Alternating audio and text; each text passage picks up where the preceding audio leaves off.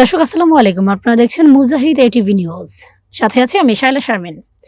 আসন্ন ত্রয়োদশ জাতীয় সংসদ নির্বাচনে স্মার্ট আদর্শিক সুশৃঙ্খল সমাজ গড়ার প্রত্যয়ে মাদক সন্ত্রাস চাঁদাবাজ মুক্ত সোনারগাঁও ও বন্দর গড়ার লক্ষ্যে ৩০ আগস্ট শনিবার সোনারগাঁও উপজেলার কাঁচপুর এলাকায় বিভিন্ন দোকানে রাস্তায় পথচারীদের নিকট হাত পাখা মার্কায় ভোট ও দোয়া চেয়ে লিফলেট বিতরণ করেন নারায়ণগঞ্জ-৩ সোনারগাঁও বন্দর আসনের ইসলামী আন্দোলন বাংলাদেশের আমির পীর সাহেব চরমনাই মনোনীত হাত পাখার প্রার্থী নারায়ণগঞ্জ জেলা অ্যাসিস্ট্যান্ট সেক্রেটারি ফারুক আহমদ মুন্সি। বিস্তারিত সাংবাদিক আক্তার হোসেনের প্রতিবেদনে। জয়যুক্ত করুন। আসন্ন ত্রয়োদশ সংসদ জাতীয় নির্বাচনে